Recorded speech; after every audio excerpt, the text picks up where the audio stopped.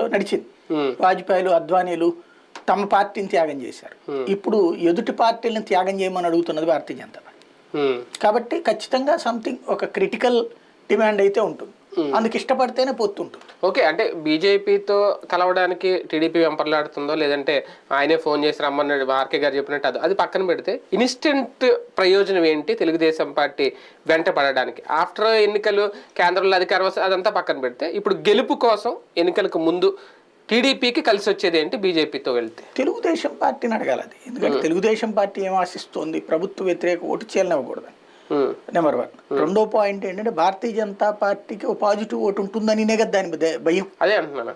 Modi impact అనేటువంటిది ఖచ్చితంగా ఉంటుంది ఆంధ్రాలో కూడా. ఇప్పుడు వైసీపీలో ఉన్నటువంటి వాళ్ళల్లో కూడా 100కి 90 మంది నేషనల్లో మోడీ బెటర్ అంటున్నారు, రాహుల్ బెటర్ అనుకోవట్లేదు కదా.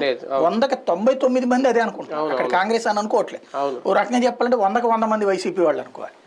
ఇంకా ఆ లెక్కను చూస్తే తెలుగుదేశం పార్టీలో వాళ్ళు 50% మంది రాహుల్ కూడా అంగీకరించే వాళ్ళు ఉన్నారు. ఎందుకు? అది మోడీ మీద ద్వేషం. అంతే. అవును. కాబట్టి ఇక్కడ మెజారిటీ అంటే ఆంధ్రప్రదేశ్ పబ్లిక్ లో చూస్తే రాహుల్ ఆర్ మోడీలో చూస్తే మోడీకి ఇంపాక్ట్. అంటే ఇప్పుడు కలిస్తే ఆ ద్వేషం పోద్దా? ఏది మోడీ మీద ద్వేషం పోద్దా? అది పోగొట్టుకోగలరా లేదా అనేది చూసుకోవాలి వీళ్ళు. బేసిక్ గా సమస్య అయితే దాని వలన